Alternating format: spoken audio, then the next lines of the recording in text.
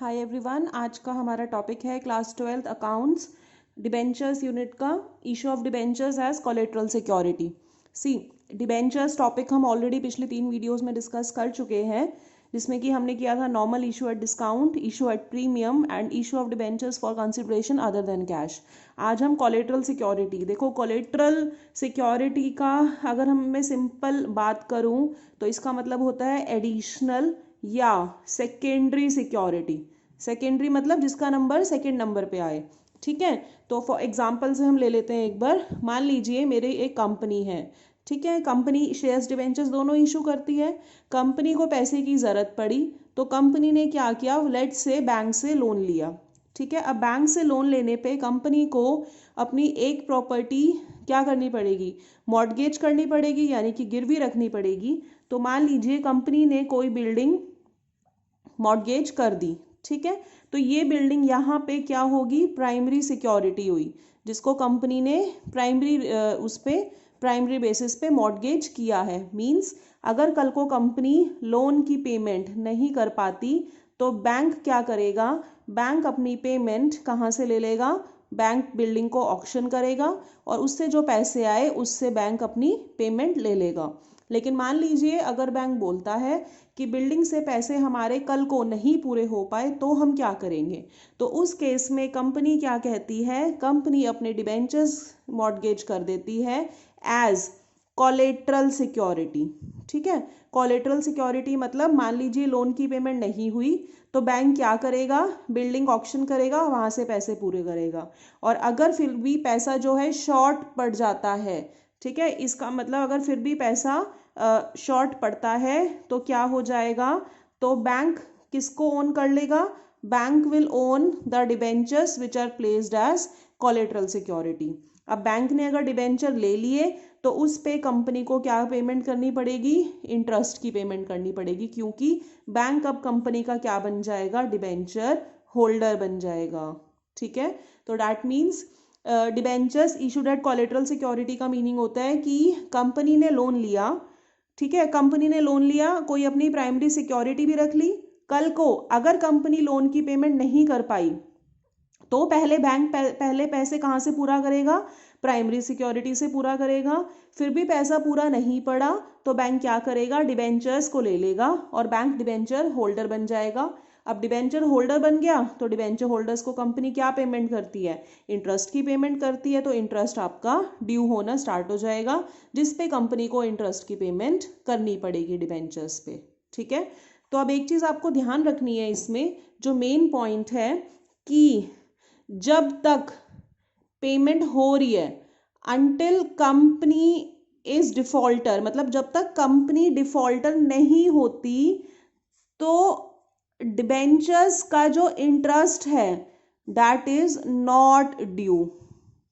समझ में आई ये बात, मतलब कि जब तक कंपनी डिफॉल्टर नहीं है, मतलब जब तक कंपनी लोन की पेमेंट किए जा रही है तब तक जो डिबेंचर्स कोलेट्रल सिक्योरिटी की तरह रखे गए हैं उन पे इंटरेस्ट की पेमेंट ड्यू नहीं होगी। इंटरेस्ट की पेमेंट ड्यू कब होगी, जब बैंक डिबेंचर होल्डर बनेगा। और बैंक डिबेंचर होल्डर कब बनेगा, जब कंपनी कल को लोन की पेमेंट नहीं कर पाती है। ठीक है, अब इसको रिकॉर्ड्स में कैसे शो करेंगे ये हम एक एग्जांपल से डिस्कस कर लेते हैं। चले देखते हैं क्वेश्चन क्या कहता है। कंपनी के पास 8 लाख रुपीस के डिबेंचर्स पहले से ही आउटस्टैंडिंग थे 1 अप्रैल 2019 को। फिर उस साल में कंपनी ने लोन लिया 2 लाख रुपीस का एसबीआई से, जिसके लिए कंपनी ने 3 लाख रुपए के डिबेंचर्स एज कोलेट्रल सिक्योरिटी रख दिए। तो मैं फिर से पॉइंट रिपीट कर देती हूँ कि ऑलरेडी फिलहाल कंपनी के पास 8 लाख रुपीस के डिबेंचर्स हैं, तो ऑल दो उसने फर्दर 3 के और प्लेस करे, बट अभी इन 3 लाख पे इंटरेस्ट ड्यू नहीं होगा। केवल कब होगा, जब कंपनी लोन की पेमेंट नहीं कर पाएगी, उसके बाद प्राइमरी सिक्योरिटी से भी पैसा अगर पूरे नहीं होता है तो जाके इन पे इंटरेस्ट ड्यू होगा। तो इंटरेस्ट केवल 8 पे ही ड्यू होगा। तो हमें एक तरीके से सिर्फ मेंशन करना होगा कि 8 लाख के अलावा 3 लाख रुपए के डिबेंचर्स कोलेट्रल सिक्योरिटी की तरह प्लेस्ड हैं। आपको जर्नल एंट्री करनी है, ये बताना है बैंक लोन कैसे अपीयर होगा। तो इसको करने के दो मेथड होते हैं। तो सबसे पहले हम फर्स्ट मेथड डिस्कस कर लेते हैं एक बार। वेरी सिंपल, देखो फर्स्ट मेथड में एक जर्नल एंट्री पास होगी बस, bank account debit to bank loan.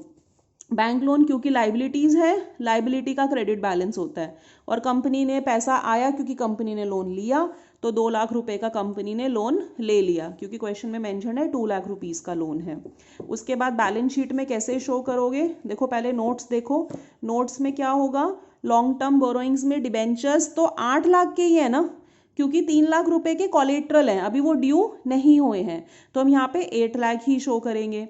लेकिन हम ब्रैकेट में शो कर देंगे कि इसके अलावा 3 लाख रुपीस के डिबेंचर्स जो हैं they have been issued as collateral security, कि हो सकता है कल को पेमेंट ड्यू हो जाए, बट फिलहाल it is not due, so we will just write 8 lakh rupees.